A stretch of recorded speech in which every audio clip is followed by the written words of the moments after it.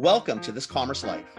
We are an unscripted podcast dedicated to small businesses and entrepreneurs in the retail and consumer packaged goods space in Canada and the United States.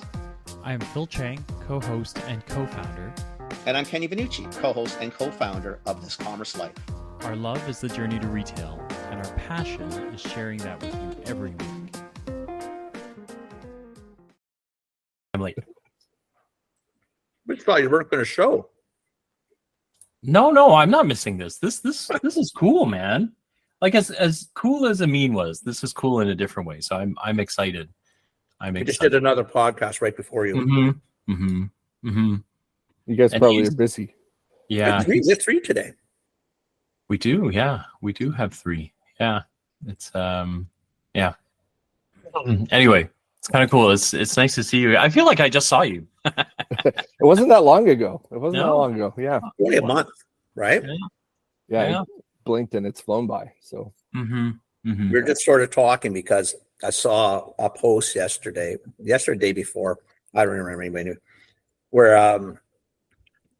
are you right now? You're at a trade show where? I got home about 1 o'clock in the morning, so I'm back home today. Okay, where were you then? Toronto at the Grocery Innovations.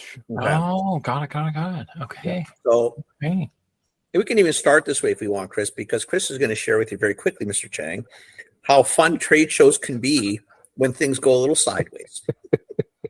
Yeah, fun's an interesting word. I don't know if trade shows are an adventure. I don't know if I call them fun. Like, you do have some fun at shows. There are moments of fun, but they're kind of an adventure, and they can go great adventuring or really terrible adventuring. How did yours start, Chris? Well, listen, I'll say this in advance before I start complaining.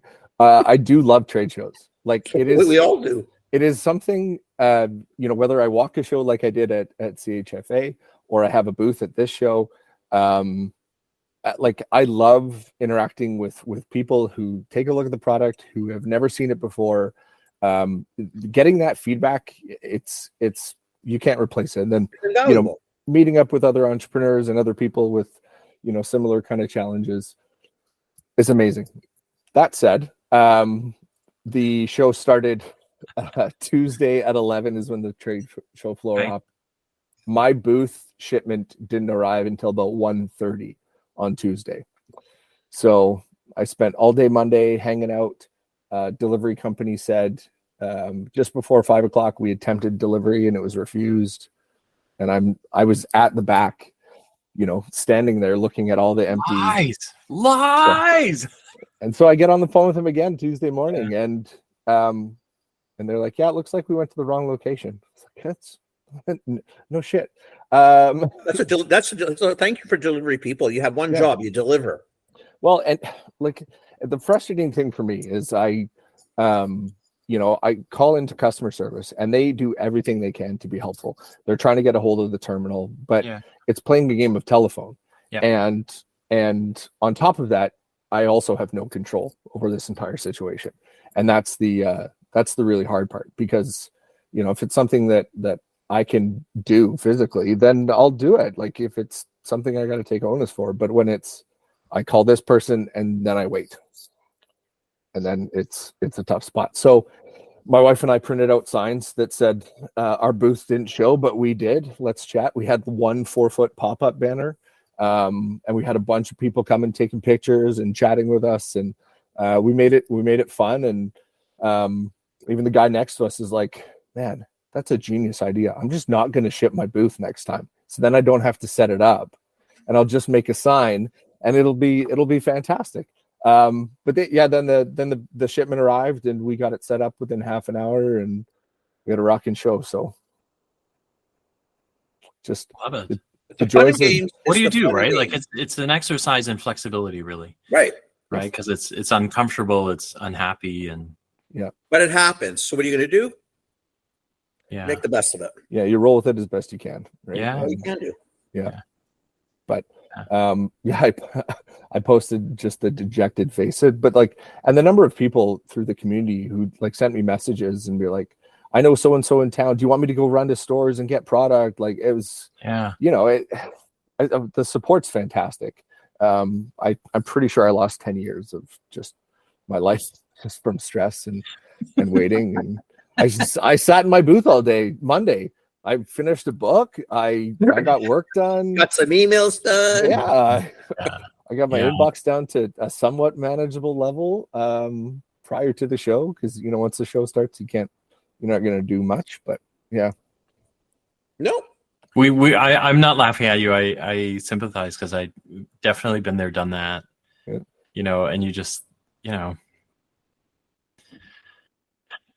Again, you know what? It's just part of it. I mean, it's really, it's just up to you. How do you react to it? At the end of the day, you know what? Everybody who's walking the show, first off, has had the same thing happen to them. Every supplier at the show has had the exact same thing. So everybody's lived through it. And for the most part, people are really good about it. What are you going to do? Yeah. Buyers can still talk to you. They can still, who are you? What do you do? Blah, blah, blah. Yeah. Because the show, what really needs to come to the show is up here, right? Like, Exactly. The rest of it is some window dressing. I think that the bright side too is you're your own boss in a way, right? So you kind of know you did everything you could to make sure the booth was there. Because I have seen that. I've seen that where it happened to me, but my boss had been through trade shows and understood. But it happened to a friend of mine whose boss had never worked a trade show, attended them, right? But when they got there, everything was all done, and so they felt like it was a reflection on my friend, and and those moments, they really suck, right? Because you're just like, what? Yeah. How does this? Like, this is not me, right? Like I like, how am I supposed to prove my competence based on somebody else, not delivering? Yeah. What I someone arranged else's for, competence. right? Yeah. So we should. I have like a million questions about everything, but we should probably do a quick intro.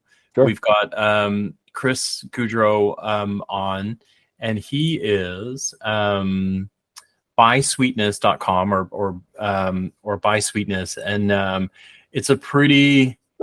I was really stoked. So it's funny because I've been telling the story, right? I've been talking about CHFA East and how I thought that we were collectively working pretty hard right till the end. Like it wasn't a typical show where kind of by like 1 o'clock-ish, people were packing up and like giving, starting to trade sample. There was some of that going on, but there were a lot of people working. Like I met Chris, I think it was like 3:30 on the last day, right? Like literally we were getting ready to leave and he was like tap, tap, tap on the shoulder. And I was like, hi, and we had a great chat, and the product is fantastic. And so, so it was like, oh, you got to come on. You got to tell people about this. So we've got Chris Goudreau on. I will shut up now. The next 45 minutes is yours, sir. Sure. Really kind of looking forward to this story and how you got here, where you came from, those sort of things. Well, there's a long version and a short version. The short version is I'm riding my wife's coattails. Okay. So so we make a coloring sugar cookie kit. We manufacture at our facility in Edmonton, Alberta. We pre-make the delicious sugar cookies. We print a food coloring stencil, and our kits include food coloring markers. So it's mess-free cookie decorating, the coloring book that you get to eat at the end, however you want to market it. And they've been on retail shelves for just coming up on 3 years.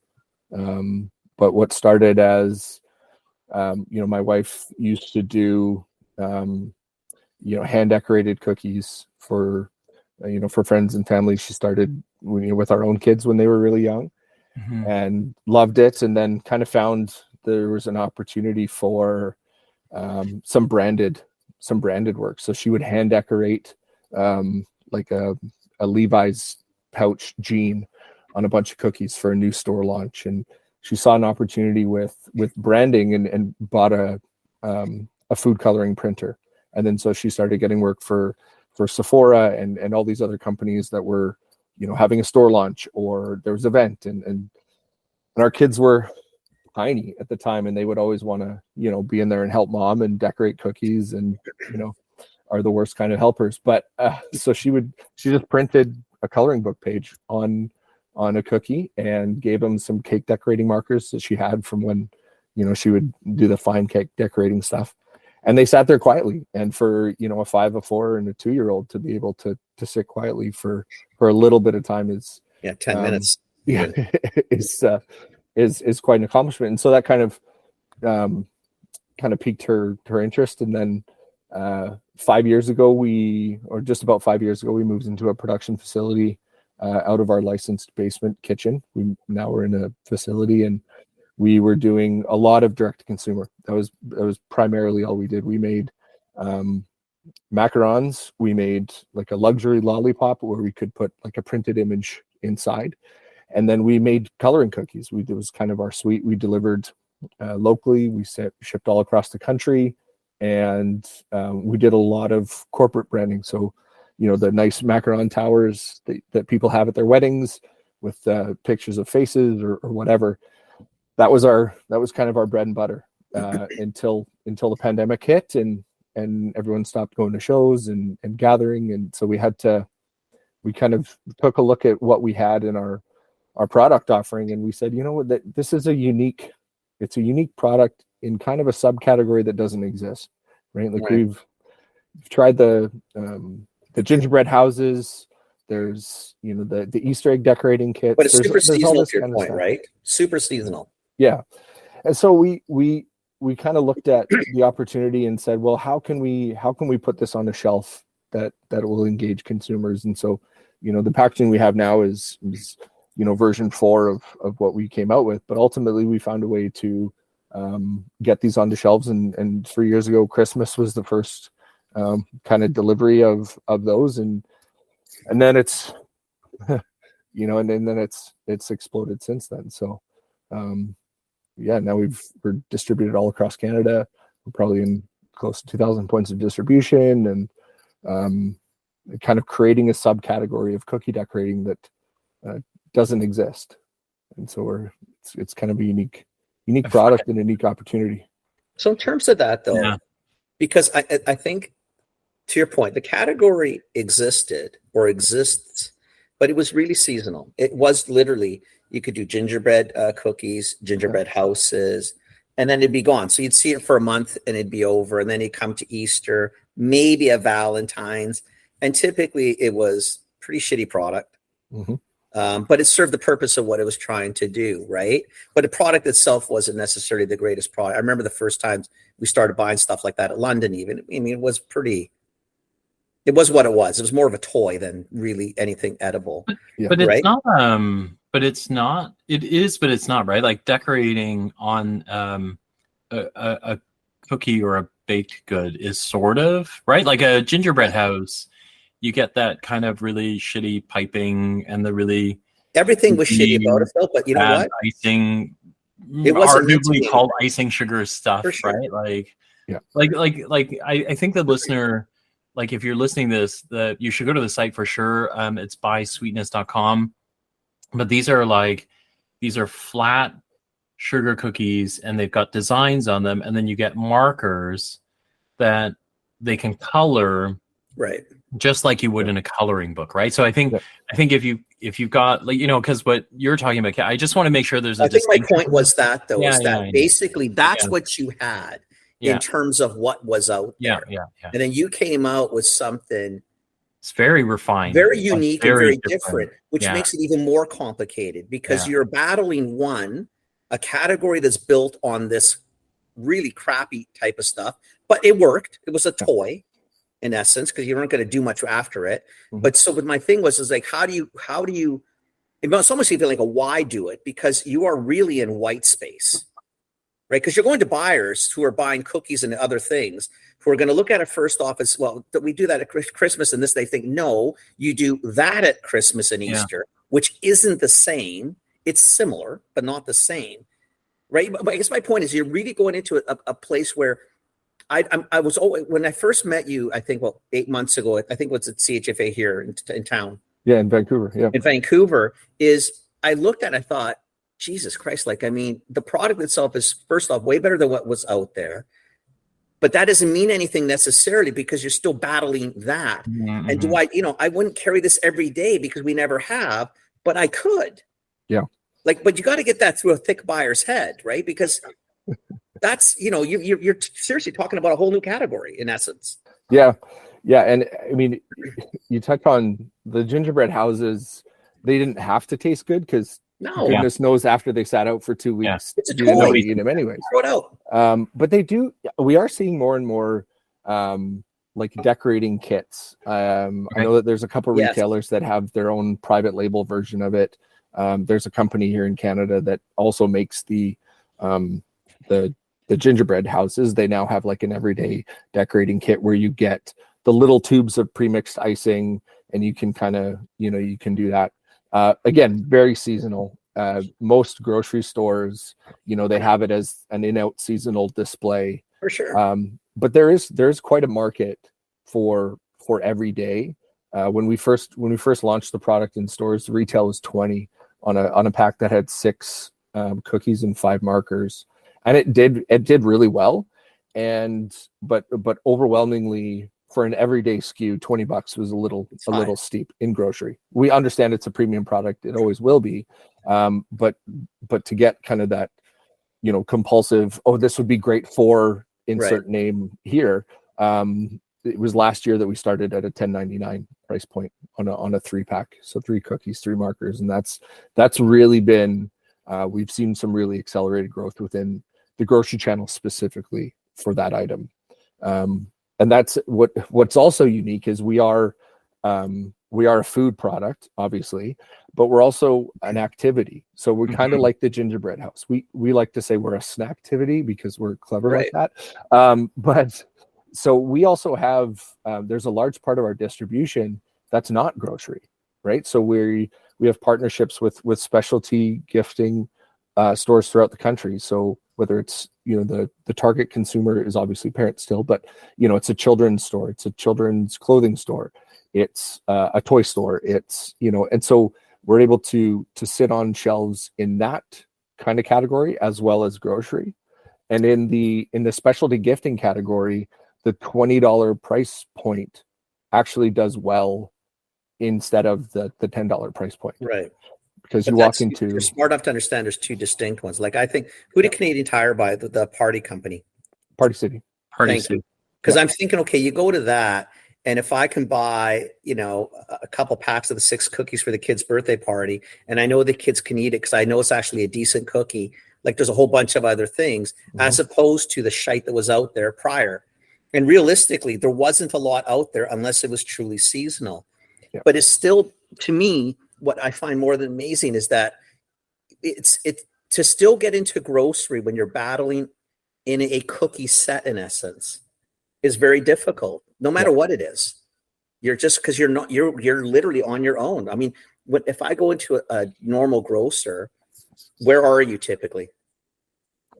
So by and large, we are particularly in grocery, we have a lot of in-out. So we kind of are in that seasonal game. Right.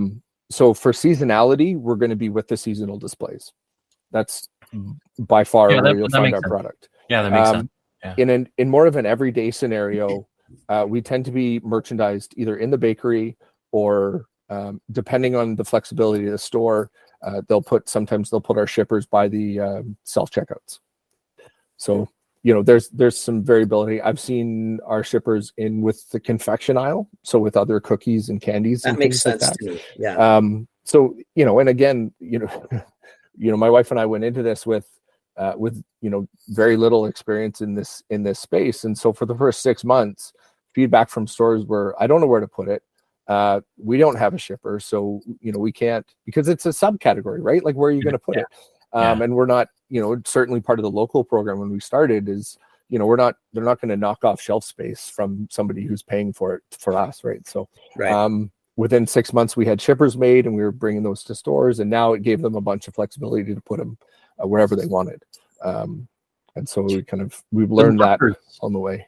The markers throw you off too, right? Because, if you're going into the cookie set, like it's something that, like a Michaels, for example, a consumer in Michaels would go, oh, I totally I get it. I get it Totally right get away, it. right? I'm But actually looking for stuff like if that. but if you're in Loblaws, you're going, what?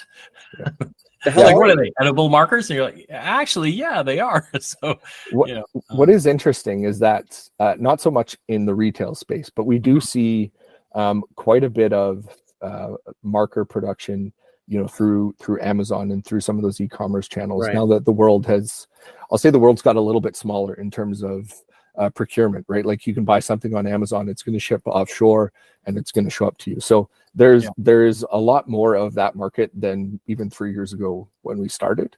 But it has taken a little bit of buyer education to do this. And so some of the iterations in our packaging have changed from, we used to display all the cookies out front so you could see a lot of the designs and then have the markers there. But now we've kind of closed that off to a smaller window, and we have more surface area to kind of explain, we'll show a marker coloring a cookie. So we're kind of, we're communicating that in a different way than when we started. So, but it's, it's this holiday season.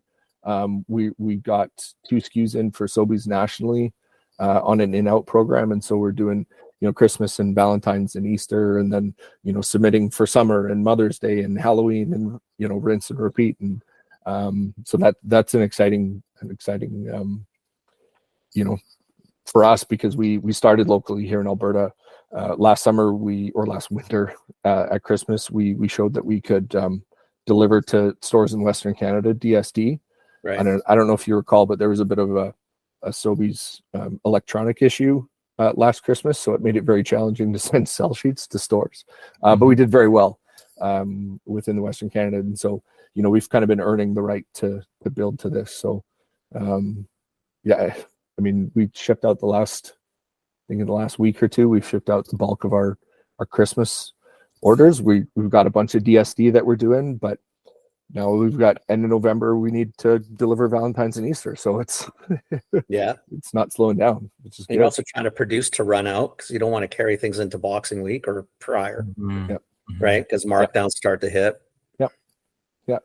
And we, the way that we design our boxes, obviously, we want to be non-denominationally when it comes to seasonality. We do understand that most of the purchases are going to happen before December 25th, but we've explored some co-branding opportunities, and we see sell-through even after the holiday, because kids are home for 2 weeks, right? So, if Christmas is at the very beginning of the holiday, like as a parent, what the hell am I going to do for the next 2 weeks? How am I going to keep my kids occupied? Like, I can't send them out in the snow if it's minus 40. I mean, I want to, don't get me wrong, but like, what do you do? So, you go to stores, you try to find something unique that's not going to, it's not going to break the bank, but you also want an experience, right? Like, how much stuff is just given out at Christmas? And one of the biggest, we got a review from one time around the holidays, and it was a grandma who sat around the table with her 8 grandkids and colored cookies. And that's the kind of stuff that we, that really puts a smile on our heart, because she's not going to decorate cookies with 8 grandkids in any other capacity. So now we've got this activity, and it's easy, quick setup, and it's meaningful, and she's actually able to spend time with her grandkids instead of, goodness knows we've done, cookie decorating with our kids, and you're trying to stop my son from, sucking the icing bag dry and sprinkles go over the floor. And like, it's not or fighting with the other ones, and it just becomes a war. Yeah, I want the pink. No, you said I could. Yeah, it's just, So this is it's a nice activity, and it's it can be quiet. You can have a cup of coffee if the kid's doing that. Yeah, please be involved if you want to. So middle of the holidays, right around December 28th or 29th, you're going, when do they go back to school? Like, when? Oh, I have so many days left. What do I do? I need 15 minutes on myself. 23rd. Right? Yeah. Is it always this long? Goodness.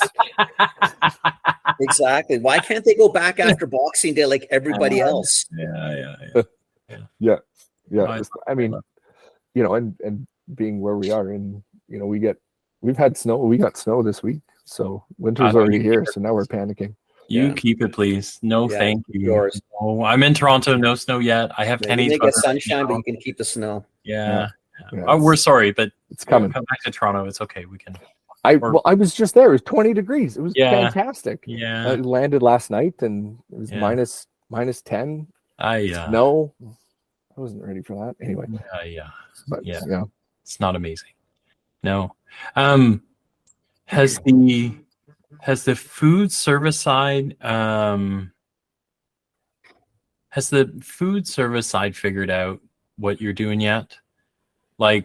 So, because like to me, there are a bunch of other, whether it's restaurants, chain restaurants, this feels like something that they. Well, it's you got to get the coloring thing at the beginning of the meal like that, or something different. Yeah, we right? haven't. Because they all do coloring books. They do, All of them. Yeah, we haven't explored that side of it. I'm sure there is an aspect to it. Yeah.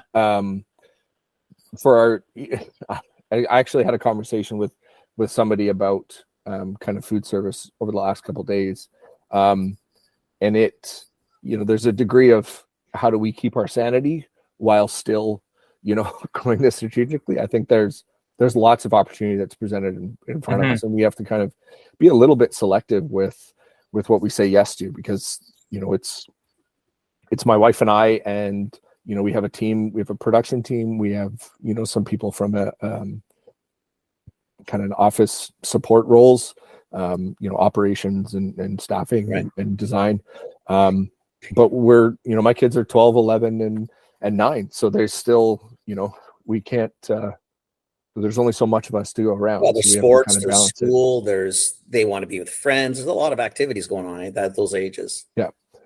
So it's always, it's always a bit of a balance for us about what we take on. We acknowledge that there's still a lot, even in the grocery space or in kind of the specialty gifting, there's some growth that could still happen within the Canadian market.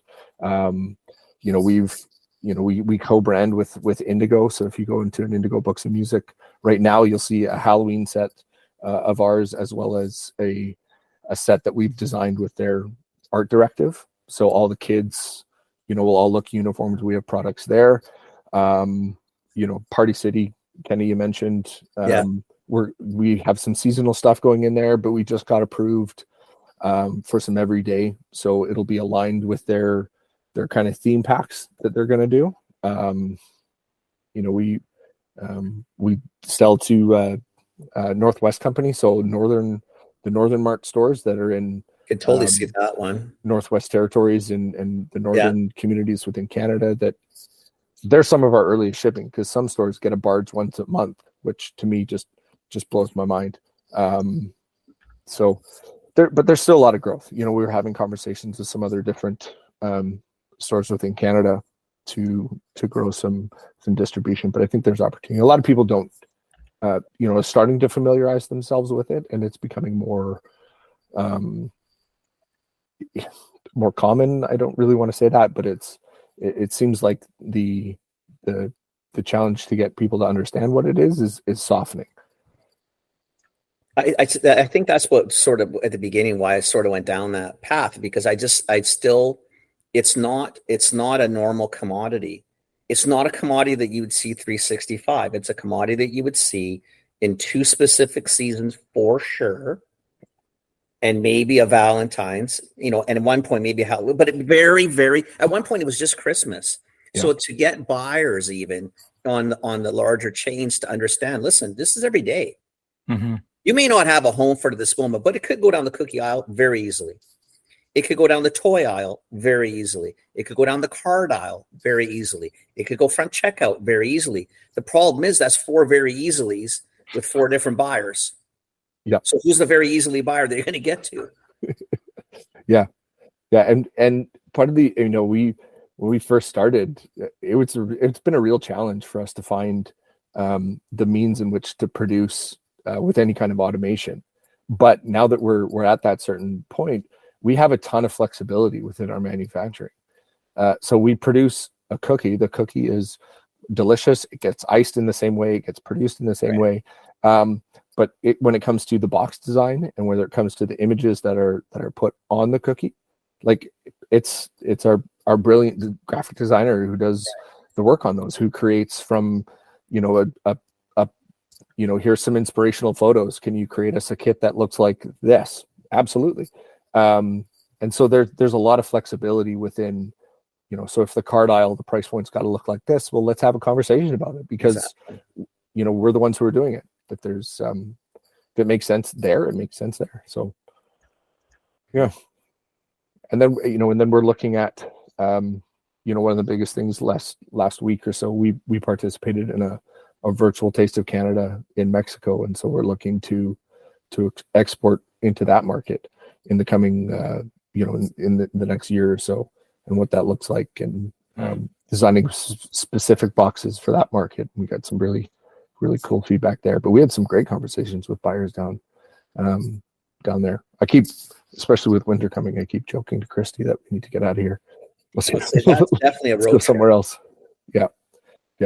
We need to get somewhere warm where the snow doesn't follow us. Yeah, highly unlikely it's following you to Mexico, so that's not the worst place to be. Yeah, for sure. Absolutely. Yeah, this is such a neat, what you've jumped on is such a neat product thing. It's just cool that it's becoming every day, or you can make it in every day. Yeah. Right? Because it doesn't seem like it should be rocket science to get to that point. And yet for years and years and years, nobody did it. Yeah. And I think part of it is, you're right. It's not rocket. Like we printed something with an edible food printer, and then we combined it with the decorating markers that were purchased at Michael's. I'm pretty sure that's where my wife got them. But it takes a lot to, and I'm sure every, food and beverage founder understands it takes a lot to turn concept into something that's doable on shelves. And that's what I find remarkable. I mean, I think you guys, it's fantastic. Thank you. Yeah, it's it's been a learning curve. Like I should be a teacher. That's what I went to school for. I retired after 6 months because there was no jobs. And then I've started working in sales, and so that's been my background for 20 years. But Christy went to school. She's got a BCom. She always wanted to have her own business. Didn't know what it looked like, and so opportunity for this came up, and it certainly didn't look like what the first business plan written was going to be, because we had to adapt a little bit. But it was, I think, after the first year of selling coloring cookies in store, we had to really look at, because we were still manufacturing other products too, and distributing other products. We had to shut it all off, and that was 50% of our revenue at that point was on other products. And we just said, this is, if we're going to do this, we need to do it, because we'd produce macarons for a week and we'd be 3 weeks behind our cookie production order, right? Up until drop stuff that's generating revenue though too, right? Yeah. And I mean, up until this summer, we were hand cutting every single cookie that came through our facility. So last holiday season, it was just over 400,000 cookies that were hand cut. Jesus. A team of 10 to 12 people standing around a table, pushing down at a cutter. And I mean, we've been blessed to be, our team is fantastic, and it's not light work doing that over and over and over again. But it's taken us 2 years to find a machine that will produce the cookie in a perfectly flat form, because if you're familiar with inkjet printers, if there's any kind of doming, it's either going to rub, the head is going to rub and you're going to get this massive black mark, or if it's too far away, it's going to be blurry. So for a coloring image, it's got to be crisp from side to side. So up until recently, hand cutting was the only way that we could guarantee a flat surface. So it's all, like, if you would have asked me, that would have been a problem when we started. Like, it wouldn't even been on the radar. But then you're trying all these different things. I thought of it now. I'm thinking, shit, I never thought of that. I guess, that's got to work too, right? And so we've looked at a number of different machines that can produce the cookie, but they all dome. Right. And so then we have our icing depositor, which drops like the perfect amount of icing on it, but then it still conforms to the shape of the cookie. And it just like, we had a machine in our facility 2 years ago, and we're told that it's going to work. They spent 3 weeks working on it in the facility and ultimately said, it's not going to work for you guys. We'll take it back. So like, this has been, there's been some challenges along the way, needless to say, but we've got this one piece of equipment now, and we got a flow wrapper in the last 2 weeks. So we're changing up how we're packaging inside the boxes a little bit. And now we're looking at launching new products in the year with an individually packed cookie that's going to sit in a shelf display, right, for like a grab and go single item. Because overwhelmingly the feedback we get is people just love the taste of the cookies because they are delicious, and so they kind of stand out in that cookie decorating category itself. But now we're going to print full color images on them. Again, flexibility to incorporate whatever a retailer, whatever a store partner wants to print or on any event even, right? I mean, at that point you're back to open up to anything. I mean, it could be sports tournaments, it could be school functions, it could be Jesus. Yeah, I mean, I threw one at Chris. I think like my immediate reaction at the show, like I'm Chinese by background, and I was saying to him that, you think of kids that need to learn how to write Chinese. It's hard. Like, especially as a Canadian Chinese. Like if you live in Hong Kong or China, it's kind of what you grow up with. The calligraphy is something you learn along the way. For us, banana, right? Yellow on the outside, white on the inside. Like this is hard shit, right? Like, but you start doing that on things like this, there's an incentive.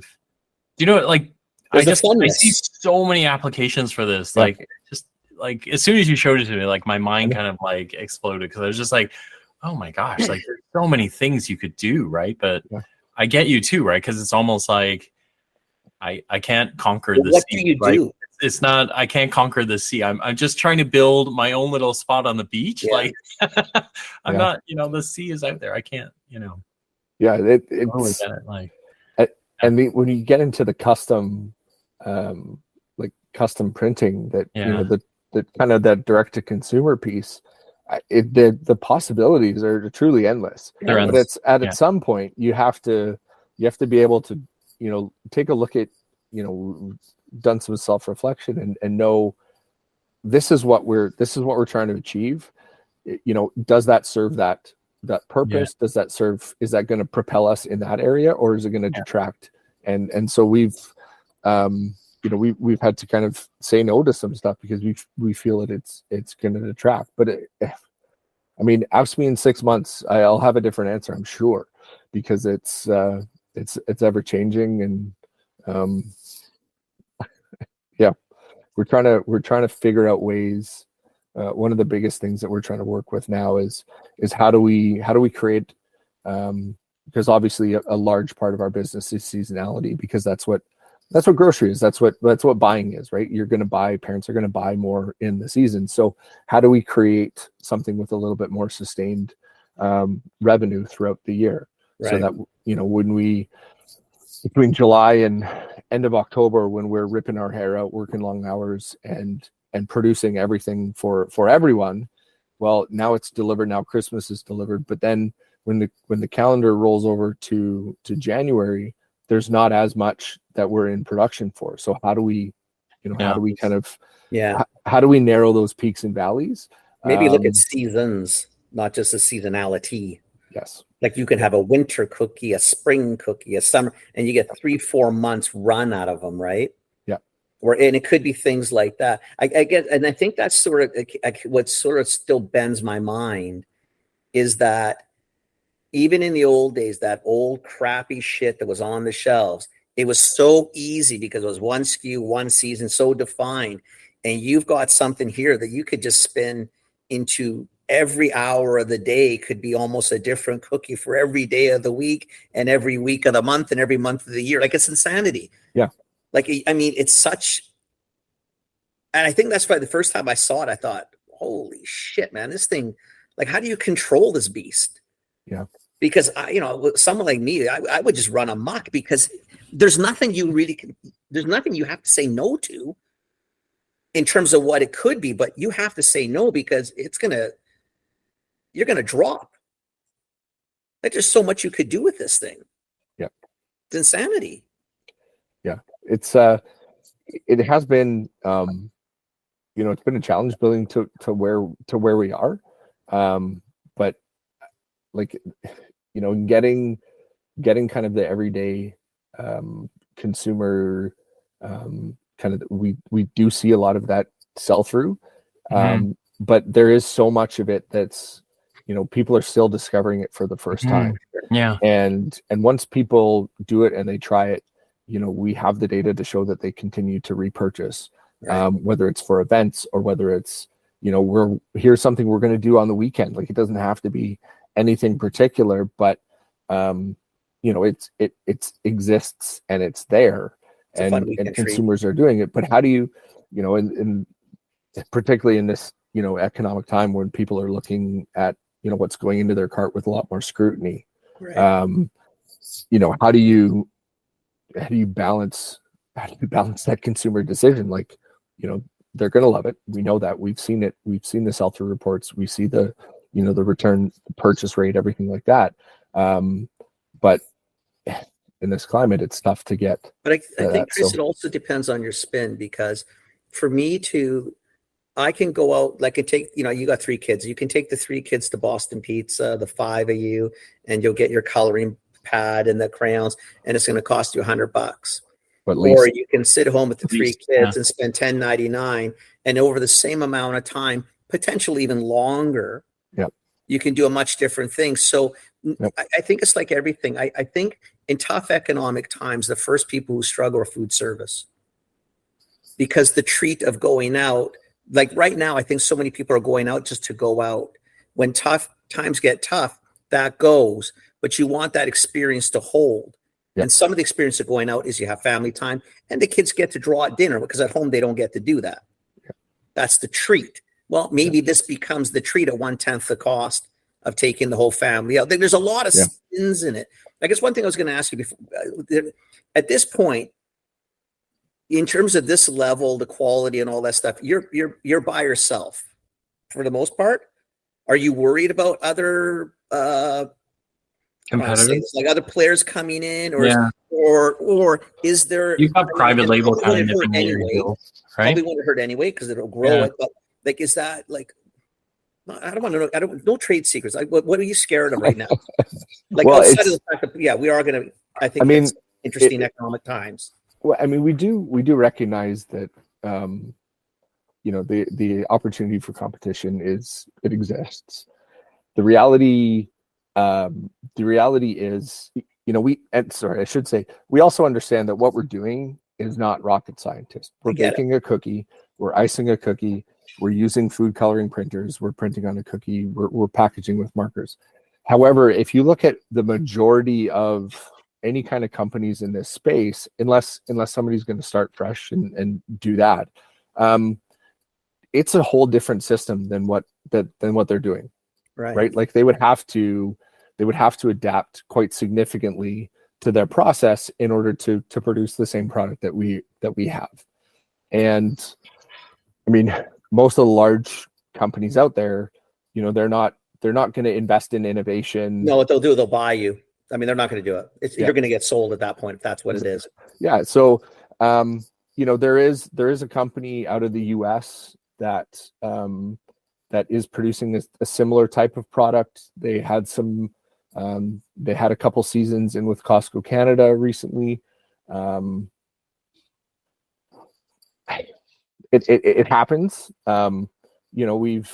There's a story behind it that I can get into that's quite long and a little political, but they produce a similar product. I would say that the quality is not what ours was, and I had an opportunity to meet with the Costco buyer who had brought them in, and they're not looking at any future in-out opportunities with them, and so there's a reason for that. But that's my point. Is at the end of the day, as a buyer, you always try because you look at things. Yeah. Your customers will tell you which one you're bringing back, though. Yeah, exactly. And you know, they had some, you know, we were reading the reviews online, and so you kind of know where you sit. And I think one of the biggest things for us is, you know, majority of the products in that space they're not great tasting. They're not enjoyable. And ours are definitely fantastic. And that's just one flavor. We're developing a couple different flavors that will launch in the new year and add some variety to the kits too. And I think, I mean, I love it's going to happen. There's going to be competition. Like you're naive to think that you're going to have this monopoly, but it's actually good. Yeah, we feel pretty strongly about how we're gone to market, and because we have opportunity for private label or co-branding, right? You know, that's more times that consumers are seeing a product that's not necessarily with our name on it, but they're seeing that product, and so it's kind of building up. It's kind of building up the category without there being 12 different people who do it. You know what I mean? I gotta say this. So I know you're worried about, you know, kind of the downturn or people slowing down, but you know, at $9.99, you know, that's the consumer pricing at $9.99. Not that big a deal. I don't think I actually think you doubled down on this. I don't think you back up at all because to me, you know, I could buy a pack of cookies, right? Loaded with sugar, probably tastes pretty good, makes my kids hyper, right? Or I could maybe skip that pack this week, right? And then this week buy something that, like at Sunday dinner, you know, the kids, especially if they're young kids, right? Like Sunday dinner, you know, they get a chance to do the unicorn. Like I feel like my 16 and 17-year-old girls would still do your 3-pack unicorn sugar cookie kit, you know, and like. But it's also you got an hour of activity time. It's not just shoving cookies down your throat. I don't think this is something somebody's going to skip out on. I guess is my point. I think if anything, if you market it, I think you actually grow it. I think because I do believe that the whole food service side is going to be interesting. Doing more stuff. Listen, every time we have a downturn or something catastrophic in this world, everybody reverts back to home and back to food. Home and experience. And it's stuff like that. It's game time. It's whatever. And I think at the end of the day, if money gets tight, it's not that I'm going to go from a $10 cookie activity, fun shit to do, to a $3.99 Oreos. That's not the trade-off. The trade-off is instead of going out for dinner for the $100 for 5 people because they get a little bit of playtime and we get to eat while they're doing things, I can do that at home for 1/10 the price. And they at least get a neat little treat. They actually have to do something. A little creative. I mean, seriously, at the end of the day, I think this is, I'm a Phil. I think you double down in hard times because I think this is a great activity. And, you know, and we are seeing that, you know, just as a consumer trends, like the basket size is, you know, the dollar amount's not changing, but the basket size is shrinking. Totally. But people are buying for experiences. Absolutely. Right? So what are the categories that are really seeing strong growth in grocery in general? It's the ready-made, the food kits, the quick supper, the quick lunches, and everyone's stressed for time, but because it's an experience. Like if I go to the store and, you know, I'm not going to buy all the ingredients to cook a specific type of meal that we don't have very often. I'm going to buy a ready-to-make kit. And I'm going to spend the 15 minutes making that and cross my fingers that my kids like it. And, you know, then I don't have to make a second meal. You know what I mean? So, but that's where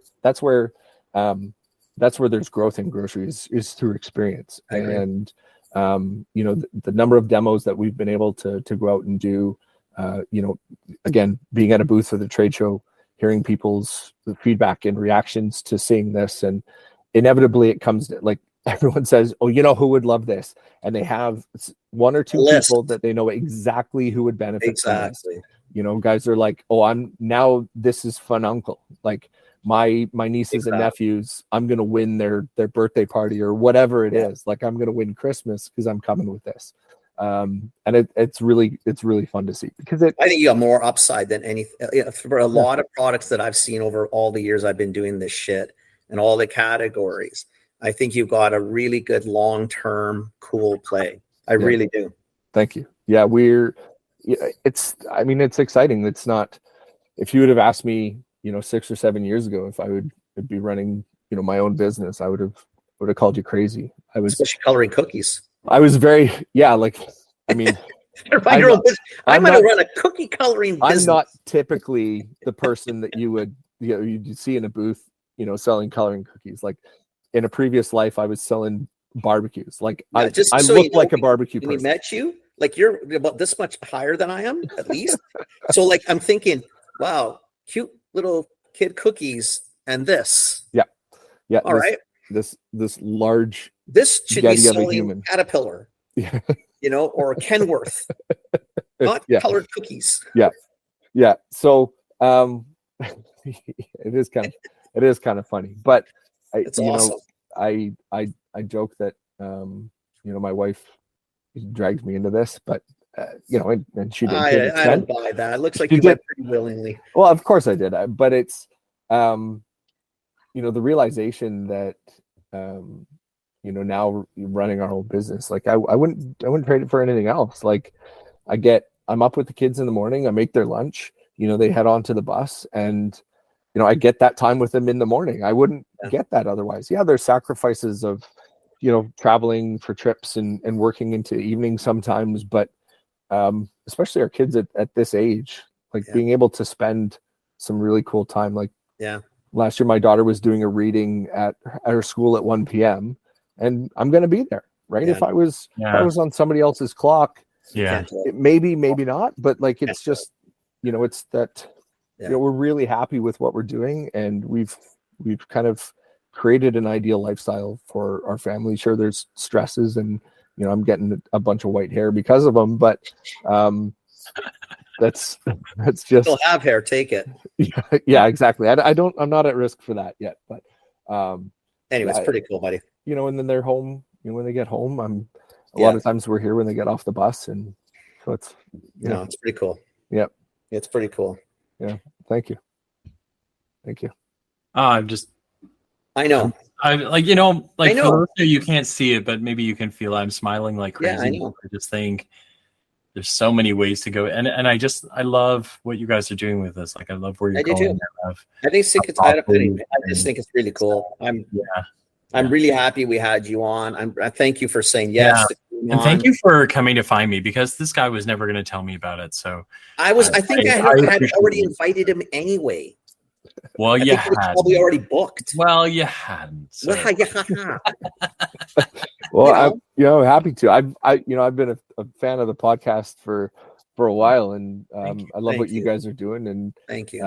I love the spotlight on other founders, and so I'm very happy to be here. This has been. We're happy to have you awesome. on. Thank you. Yeah. Maybe like in the spring, like the next, once you get out of the next couple seasons, maybe we can do a quick fast thought. You can tell us what's happening. Like if we do hit like an economic downturn, how's it going? What's the strategy? What's the play? Because you're going to be, you're very articulate, and there's going to be a lot of people doing the same thing as you. And I think it's just good to support each other when even time gets tough. People are still going to do things. Yeah. So let's do things. Yeah, and that's my favorite part of this community. So CHFA, and then even recently with the show, is you meet so many people who are in a similar position to you. They got every different products, but everyone starts with an idea. They start with a passion, and it becomes all consuming. And there's so much to learn, and so much to it's trial and error all the way through, right? Yeah. It's every step of the way you're learning. So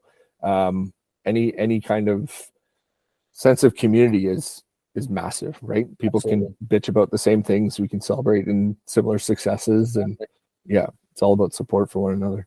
No, it's all good, man. Yeah. Thank you again for doing this. We have to burn because we have another podcast to do. Yeah, absolutely. But, I appreciate I really appreciate you coming on. If people want to find the product, or if someone wants to talk to you, or what's the best way of doing either or both? Yeah, our website is coloringcookies.com. and that's the easiest way. You can find me on LinkedIn. I'm fairly active on there. In terms of product, we have a website, a map on the website, A store locator kind of thing. Yeah, it is challenging because a lot of it's seasonal. So stores will have it seasonally and then not have it. So, but Indigo, Mastermind Toys, Cool. Party City, Sobeys in their nationally in their sets, and then we have, I would say, probably a community of about 150 independent stores, like artisan shops, kids toy stores, kids clothing shops, things like that. Red dots everywhere. This is so amazing. I think it's awesome, buddy. Like I really, I mean, I'd like you to continue talking to us periodically, just for updates. I just think what you're doing is really cool, and I think, I mean, good on you, because you took a category that was humdrum to the nth degree with really shitty product, and you got some really, really nice product, cool ideas, and I think you can explode. Well, thank you very much. I really appreciate it. It means a lot. It means a lot. Thanks, Chris. Thanks so much. Okay, buddy. All right, take care.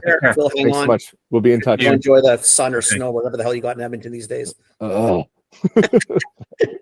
care, man. All right, later, guys. Ciao. I love that. I like this product. I really like this product. I honestly, Phil, I mean, I think there's room for even other players, not specifically there, but I mean, honestly, if anything that should do remarkably well during a downturn, it would be that. Like, in all honesty. And who wouldn't buy that at all levels? I think it's fantastic. I really do. I you know what I like too, though, is they've been kind of disciplined about the way they approach it too. Fantastic. Like, you look at the two of us and we're just like, "Rah, you can go," and he's like, "Yeah, but you know what? We're like, this is what we can do. This is how we're going to do it." They're doing it the right way. They're doing it right way. I think they got a neat thing going. Really like it. That's very, very cool. Yeah. Awesome. Anyway, folks, thanks for listening. We got to hop. Yeah. Thanks for listening. Bye.